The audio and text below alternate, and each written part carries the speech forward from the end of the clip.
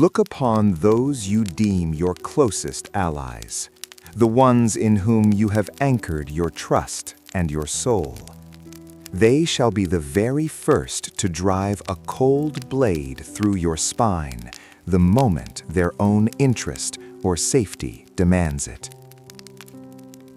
The world has fed you a sweet, slow-acting poison, the fable that kindness begets kindness, and that the righteous shall inevitably inherit the earth.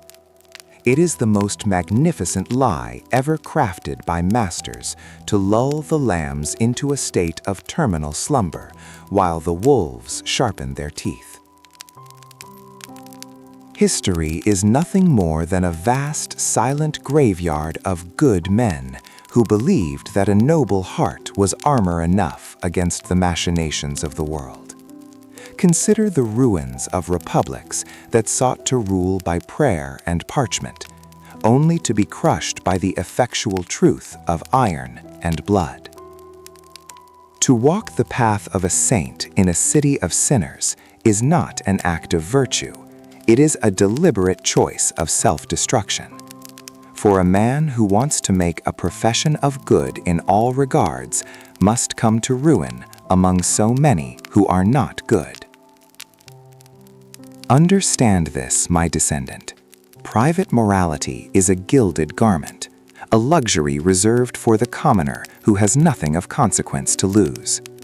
For those who stand upon the heights, the survival of your status is not a preference. It is a cold, absolute mandate that overrides all common laws. You must learn to be the fox, to recognize the snares, and the lion to drive the wolves into the shadows. Real power does not ask for permission, nor does it wait for the approval of the weak. Tell me now, do you seek the sanctified halls of an imagined heaven, or do you crave the heavy, absolute iron of the throne in this world? The road to true mastery is never lit by the flickering stars of idealism. It is a path paved with treat, naked truths that most men are too cowardly to witness.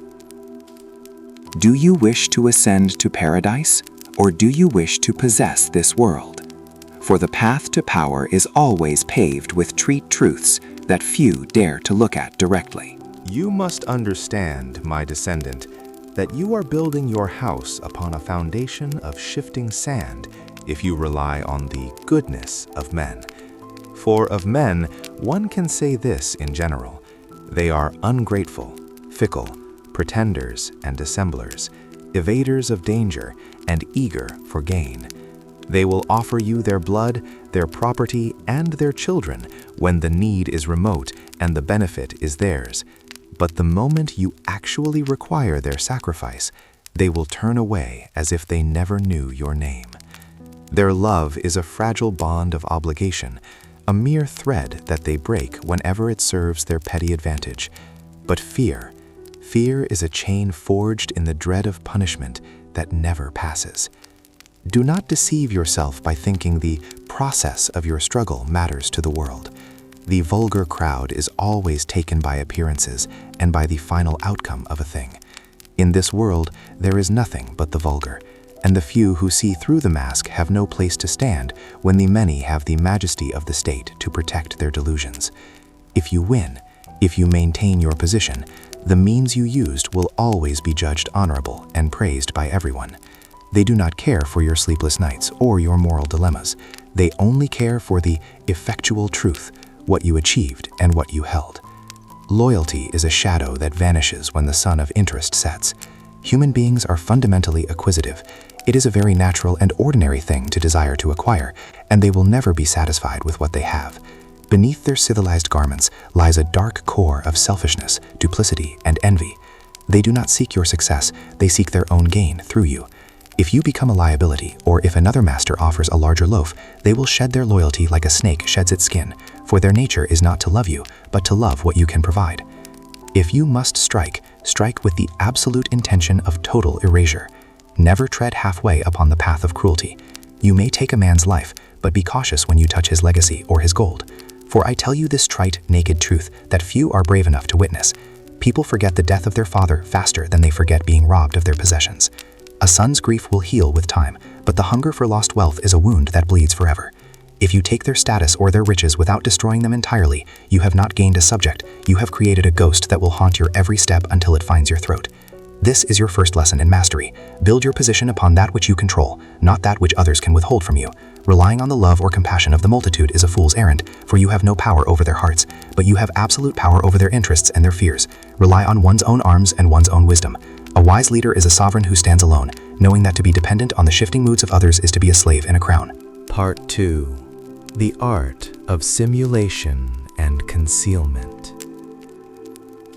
You must become a master of the flexible disposition, for the world is not a static stage, but a shifting sea of fortune.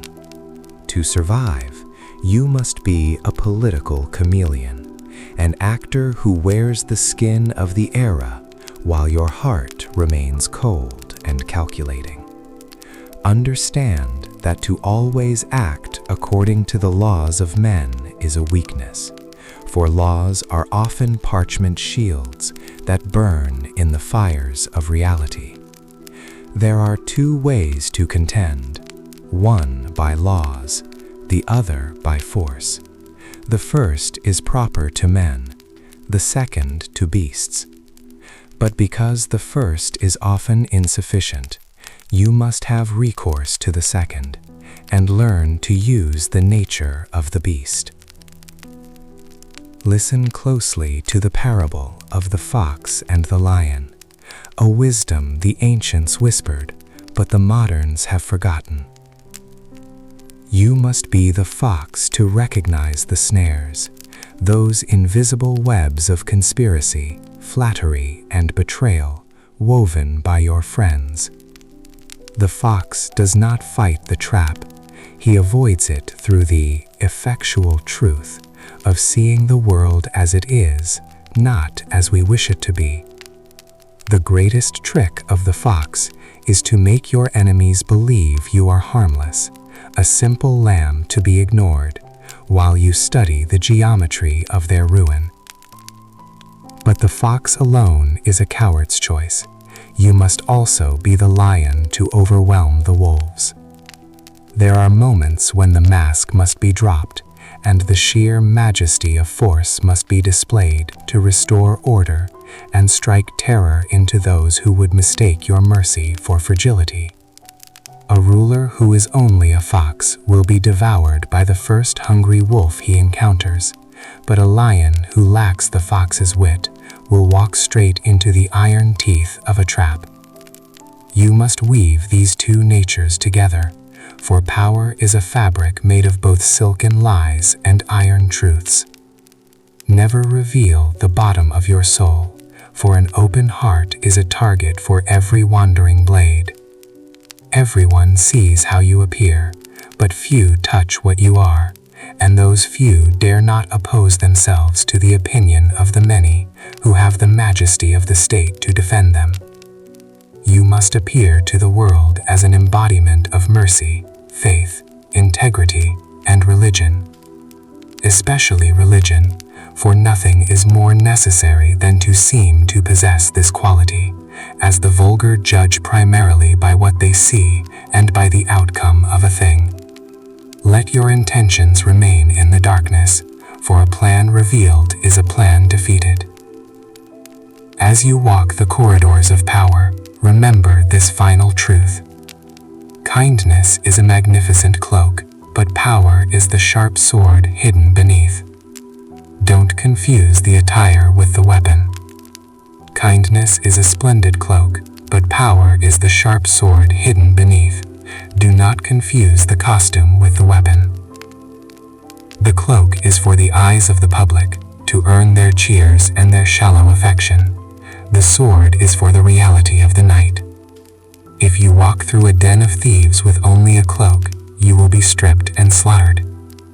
Carry the sword close to your skin, sharp and ready, for the day will surely come when the cloak must be cast aside to settle the score of destiny. Part 3. To be loved or feared.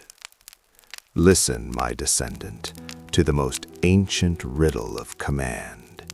Is it better to be loved or feared?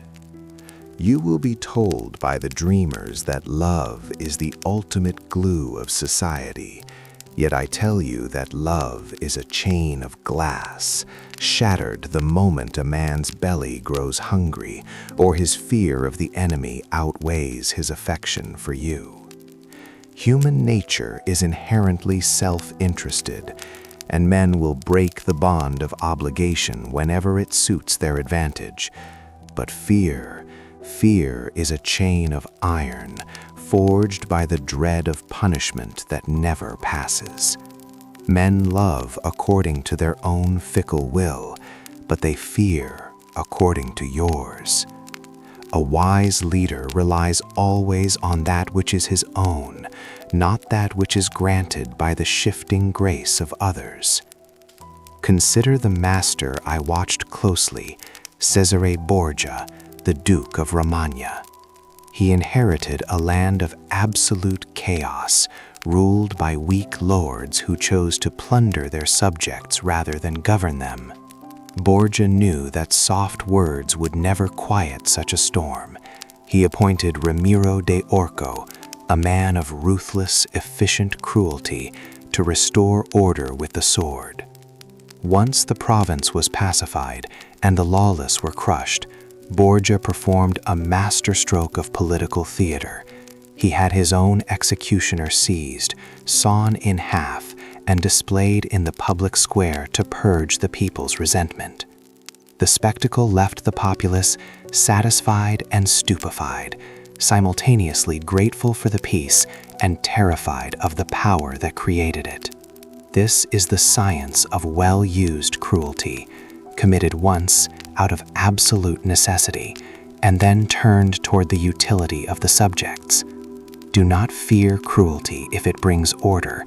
Fear mercy if it sows chaos. To govern effectively, you must understand the economy of violence. A leader who seeks to be too merciful and allows disorder to rise, leading to the robberies and murders that afflict an entire community, is in truth more cruel than the one who performs a few exemplary executions to maintain the state. Hostilities and injuries should be done all at once, so that being tasted less, they offend less, while benefits should be granted in small, periodic drops, so they may be better savored. Do not be misled by the costume of the saint. Kindness is a magnificent cloak, but power is the sharp sword hidden beneath. Don't confuse the attire with the weapon. If you walk into the arena of human appetites with only the cloak of kindness, the wolves will not admire your virtue. They will merely enjoy your meat. The choice is yours. Will you be a victim of your own goodness or a master of the effectual truth? A prince who is not himself wise and capable of this strategic flexibility cannot be well advised, for he will be consumed by those more resolute than himself. To preserve the state is the highest moral good, and for that end, the prince must learn how not to be good when the times demand it. Realize that in the cold geometry of power, a controlled fear is the only fortress that never falls. Conclusion: the curse of the awakened. Understand this final warning, my descendant. Power is not a banquet to be enjoyed, nor is it a reward for the righteous. It is a bitter, unrelenting burden that will weigh upon your soul until your final breath. When you truly grasp these rules of the effectual truth, you shall never again see the world through the soft, blurred lens of the common man. You will stand as a ghost among the living, utterly alone in the densest crowd, for you will see the jagged teeth of ambition bared behind every polite smile, and the cold calculation of interest beneath every vow of loyalty.